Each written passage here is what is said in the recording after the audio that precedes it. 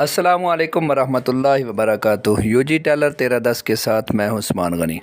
आज हम अपने बहुत ही प्यारे दोस्त ग़ुलाम मुस्तफ़ा अंजम भट्टू की शॉप पर आए हैं। अंजम फ़ैशन डिज़ाइनर, माशाल्लाह इनका अपना भी यूट्यूब चैनल है, तो बहुत अच्छा प्यारा काम करते हैं।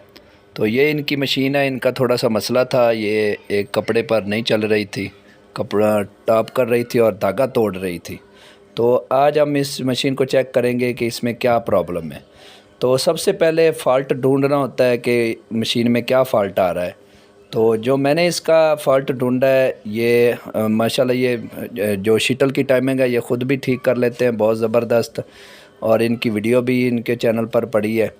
तो इसके जो सुई की नीडल बार की हाइट है ना, ये ज़्यादा थी, तो ये जो सुराख है नीचे से सारा नज़र आ रहा था, तो इसलिए मैंने इसकी हाइट ठीक की है। इसकी हाइट ठीक करने के लिए ये वाला स्क्रू जो है इसको पहले लूज़ कर ले, और फिर इसको जो गज़ है इसको इतना आपने नीचे करना है कि सुई का जो ये सुराख है ना, ये आपको जो नज़र आ रहा है ये हाफ़ नज़र आना चाहिए, आधा नज़र आना चाहिए, ठीक है। अगर ये पूरा नज़र आएगा सुराख तो फिर सुई काफ़ी नीचे होएगी, तो ये बिल्कुल हाफ़ नज़र आना चाहिए। तो कोशिश करें कि हाफ़ से भी कम हो जाए, हल्का सा नीचे से नज़र आए कि ये सुराख है।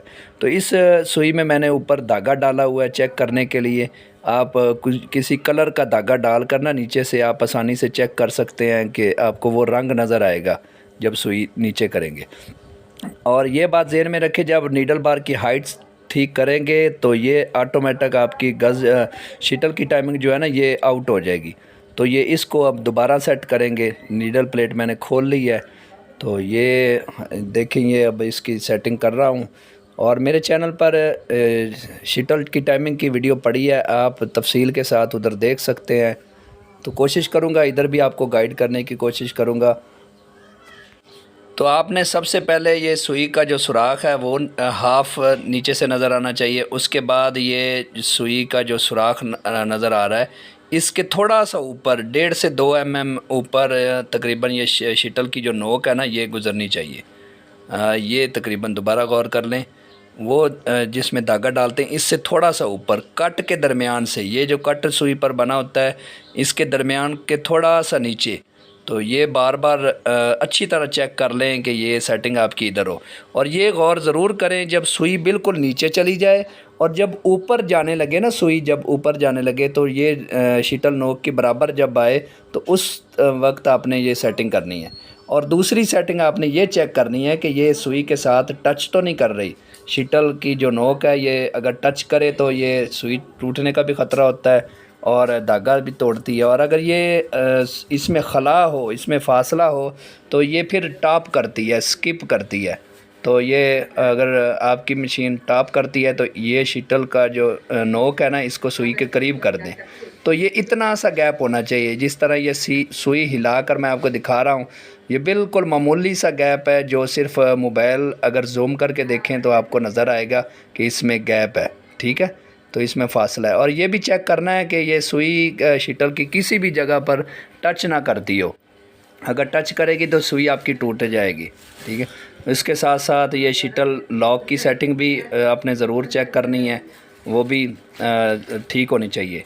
तो ये अंजम भाई को मशीन चेक करवाई है कि ये आप चेक कर लें। ये सिर्फ़ 2 फॉल्ट थे जो मैंने निकाल दिए। तो टाइमिंग तो पहले भी ठीक थी, तो ये सिर्फ़ उसकी हाइट ठीक नहीं थी। अगर सुई की हाइट ठीक ना हो तो जितनी मर्ज़ी टाइमिंग ठीक कर लें तो वो कोई ना कोई फ़ॉल्ट रह जाता है। तो ये वाला कपड़ा था जिस पर ये टॉप भी करती थी और धागा भी तोड़ती थी। अब अंजम भाई से कहा है कि ये चलाएं और इंशाल्लाह ये रिज़ल्ट बताएगा, बहुत अच्छा रिज़ल्ट आएगा। तो उसके बाद कोई भी सेटिंग है वो इंशाल्लाह सारी सेट करनी है आपने। तो ये फुल स्पीड से भगाकर चेक कर रहे हैं, दोनों कपड़ों पर रिवर्स लगाकर आगे पीछे, और हर तरह से चेकिंग करा के तसल्ली करवा दी है। तो बाज़ औक़ात ऐसा होता है किसी एक कपड़े पर ना ये ऐसा करती है, बाकी वैसे ठीक चलती है, तो उसमें भी यही फ़ॉल्ट होता है। ये अंजम भाई हैं, ग़ुलाम मुस्तफ़ा अंजम, तो इनका जो चैनल है वो भी आप ज़रूर विज़िट करें।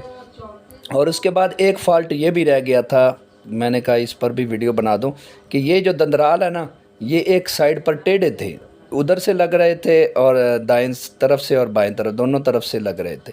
तो ये मैंने दोनों इधर से और दूसरी तरफ से दोनों साइड से मैंने इसको लूज़ कर दिया है। तो ये बिल्कुल फ्री हो चुके हैं। ठीक है, इसको मैं आगे पीछे जहाँ भी वर्क करूँगा ये हो जाएगा।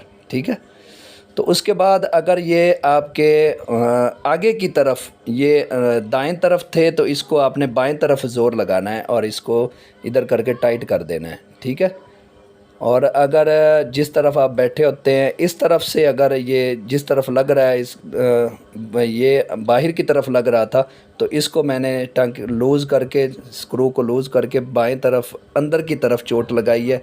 तो ये इसकी सेटिंग की है। तो ये जब आप दोनों लूज़ करेंगे इनकी प्रॉपर सेटिंग ठीक होगी तो इंशाल्लाह ये कपड़ा भी ठीक खींचेगी और जो भी मसले वो दूर हो जाएंगे इंशाल्लाह। तो जो भी सेटिंग करें आप तसल्ली के साथ करें और वीडियो को मुकम्मल देखा करें, क्योंकि बाज़ औक़ात छोटी सी बात रह जाती है जो आप अच्छी तरह नहीं सुनते। अब ये जब आप सेटिंग कर रहे होते हैं तो ये इसके दंदराल का लेवल भी आपने चेक करना है और उसके साथ साथ ये जब सुई नीडल प्लेट के बराबर आ जाए तो फिर आपके दंदराल इधर बराबर आने चाहिए। तो ये आपने सेटिंग करनी है।